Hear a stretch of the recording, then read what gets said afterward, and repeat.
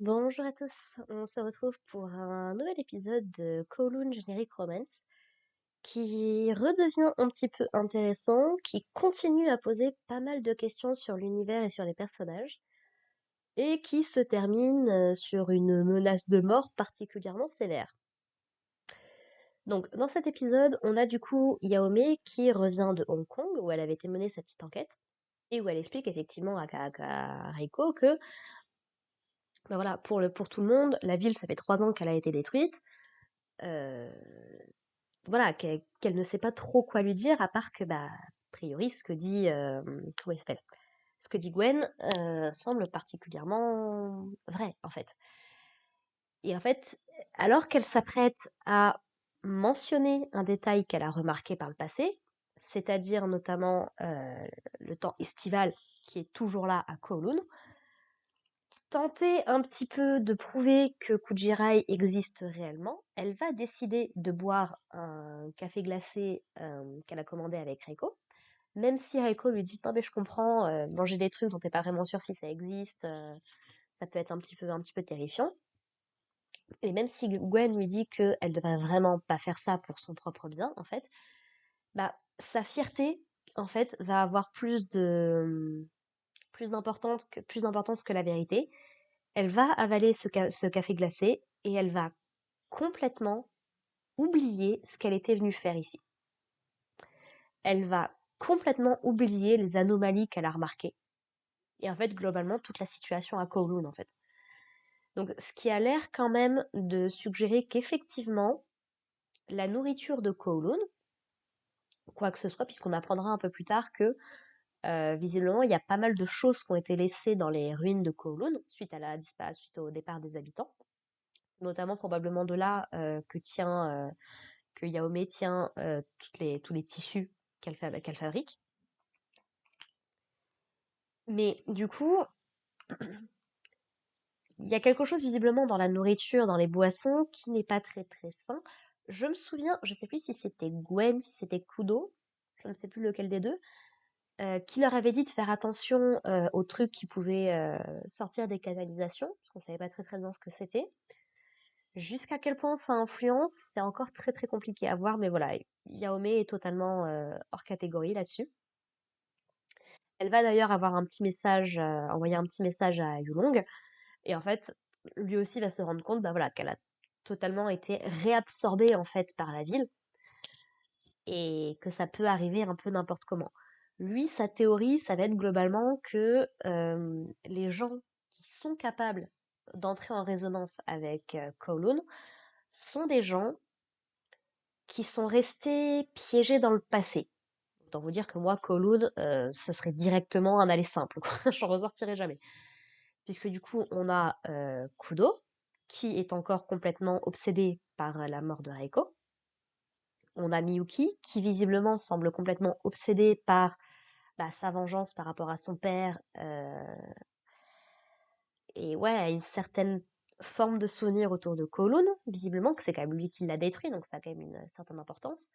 On a Yaomé, qui est prisonnière de son propre passé, même si, grâce à Reiko, elle a réussi à s'en sortir un petit peu.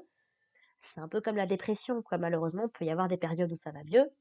C'est très très simple de retomber dedans, quoi. Et d'autant plus compliqué d'en sortir, quoi. Donc, ouais. Alors pourquoi Gwen? À l'heure actuelle, on sait pas trop. On n'en sait pas assez sur le personnage pour vraiment savoir ce qui pourrait lui poser problème à ce niveau-là. Mais Yulong, de son côté, va un petit peu tacler Miyuki quand il va aller le voir pour lui dire est-ce qu'il est sûr de ne pas regretter en fait les choix qu'il est en train de faire à l'heure actuelle. Et c'est quelque chose sur lequel Miyuki va pas mal réfléchir et il se dit voilà, grosso modo, si je n'avais pas contacté Ebinuma, si je n'avais pas quitté ma mère, si j'avais choisi Gwen à la place de tout le reste, à quoi aurait ressemblé ma vie, quoi, globalement. Donc, des regrets, il en a. Là où Yulong, c'est quelqu'un qui ne va pas, qui va faire ses choix en conscience, globalement. Ce qui nous explique, c'est que, bon, bah, faire une erreur, mais sans savoir que c'était une erreur, ça forge l'expérience. C'est une bonne chose.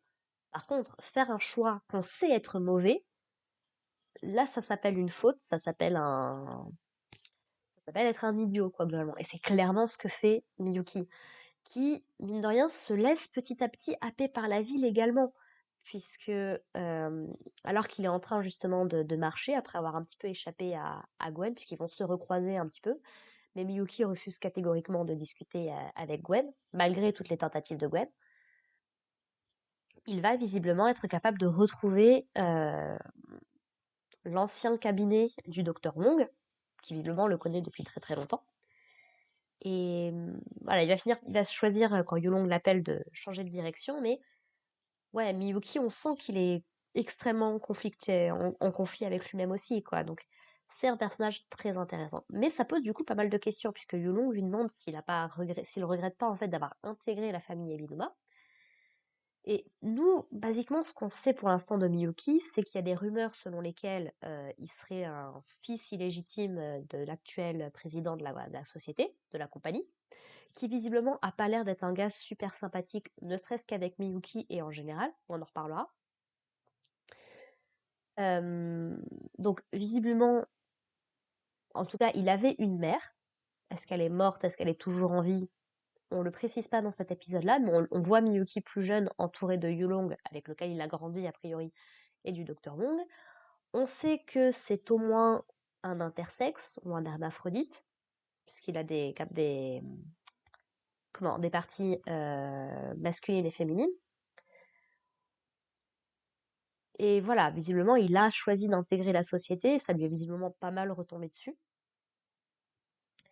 Et ouais, c'est vraiment un personnage que je trouve fascinant. Passé le côté cringe des premiers épisodes, une fois qu'on commence à se concentrer un peu plus sur le personnage, ouais, c'est vraiment le genre de personnage tragique à la Akito Soma de Fruit Basket que j'adore particulièrement. Là où je trouve que Kudo et Kujirai, c'est vrai qu'ils sont un petit peu moins intéressants.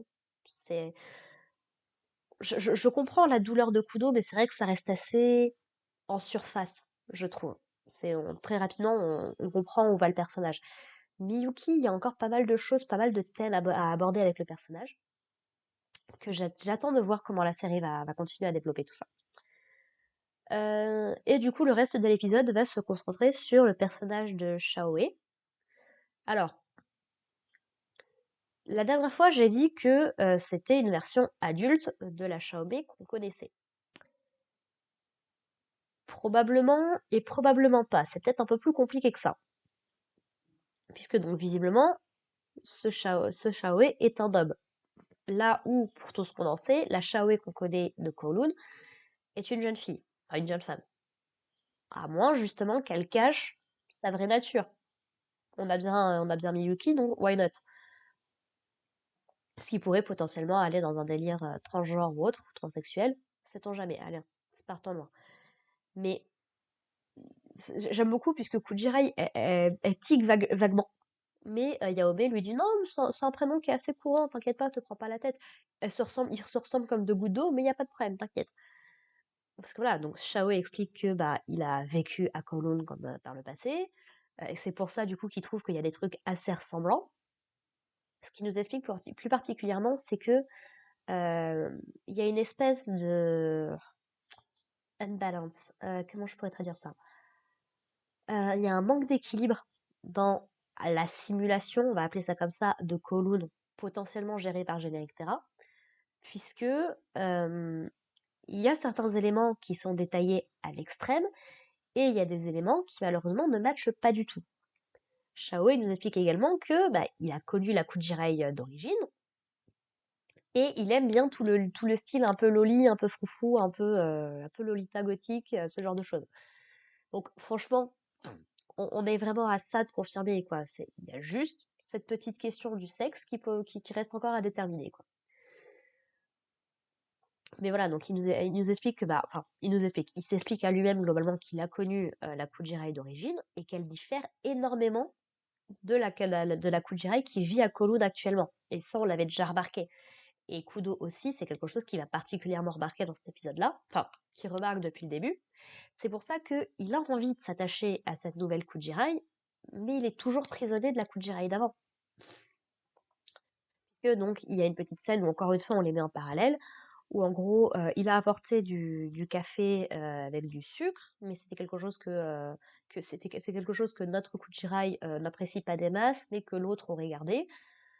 Il lui demande de faire des pains perdus, elle trouve que c'est une bonne idée, mais elle sait pas trop comment faire, alors que c'est l'autre Kujirai qui lui apprend comment faire ça. Donc voilà, il est prisonnier, il n'arrive pas encore trop bien à faire la part des choses, quoi. Il n'arrive pas à se décider entre aller de l'avant ou rester prisonnier du passé, quoi. Et bah ça, bien évidemment, Kujira, il le perçoit. Et chose très intéressante, elle va ressortir les effets personnels de la Kujirai d'avant, qu'elle avait mis dans une petite boîte quand elle avait vu que la réaction qu'elle a eue de Kudo en les mettant, c'est pas celle qu'elle escomptait. Et en fait, en mettant les lunettes, elle va être, semblerait-il, je sais pas très bien comment ça marche, capable de voir à travers les yeux de la Kujirai d'avant, puisque l'épisode commence avec elle qui est en train d'arracher des papiers collés au mur, vite fait. Et c'est exactement l'image qu'elle a dans cet épisode-là. Et en fait, ça la surprend tellement qu'elle jette les lunettes, elle sait pas trop quoi faire, quoi. Donc, est-ce que ce sont les effets personnels qui ont un pouvoir? Est-ce que c'est quelque chose propre à Kujirai en elle-même? Est-ce que c'est Generic Terra ou Kowloon qui fait le lien entre les deux, entre passé, présent et futur? On sait toujours pas plus à ce niveau-là. Voilà, on sait juste qu'il se passe quelque chose de bizarre.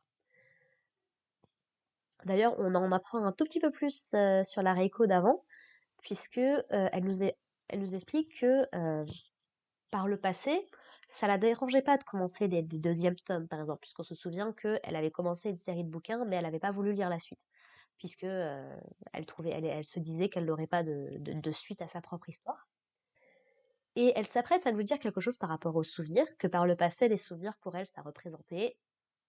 Et elle s'arrête puisque la bouilloire ou le four, je ne sais plus très bien, sonne. Et Kudo se demande du coup ce qu'elle allait lui dire, et moi aussi. Puisque du coup, bah, ouais, encore une fois, on a cette notion de souvenir qui est très liée à Generic Terra, qui est très liée à Kowloon. Et je continue de croire vraiment que il y a un lien entre Kujirai et entre Kowloon, plus profond que ce qu'on voit jusqu'ici. Lequel exactement? Encore une fois, la seule comparaison que j'ai qui me vient vraiment en tête, c'est Ushio de Clannad. Mais voilà, pour ceux qui n'ont pas vu Clannad, je vais pas spoiler là-dedans, quoi. Surtout si ça se révèle juste. Pas envie de vous spoiler Kowloon. Je ne fais que vous donner mes théories sur le sujet, quoi. Donc voilà, encore pas mal de mystères à ce niveau-là. Et l'épisode va se terminer du coup sur Shaoe qui fait comment dire, qui fait un rapport au père Ebinuba.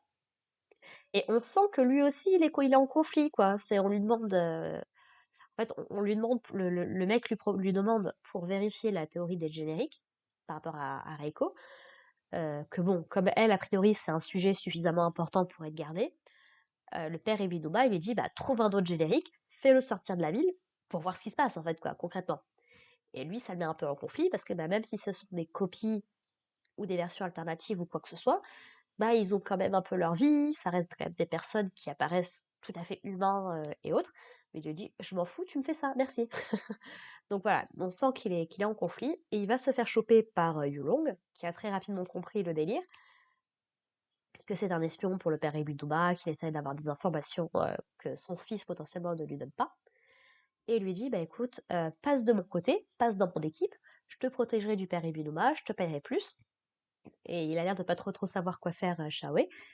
Et Yulong va lui faire une proposition qui m'inquiète un petit peu, même si je pense pas vraiment que ça va arriver. Il lui demande de tuer la Reiko Kujirai qu'on suit depuis le début.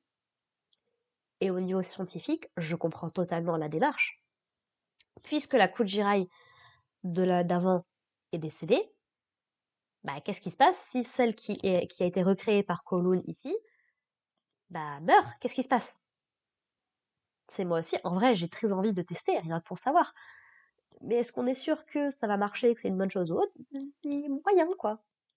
Donc bon, voilà. Ça, c'est ce qu'il lui demande de faire. Donc on verra bien où ça nous mène dans la suite de la série. Voilà, voilà. Sur ce, bah écoutez, je vous propose qu'on se retrouve la semaine prochaine pour l'épisode 10. Et puis, bah, en attendant, portez-vous bien. N'hésitez pas à me dire encore une fois ce que vous en pensez dans les commentaires. Mais nous, on se retrouve la semaine prochaine. Allez, bye.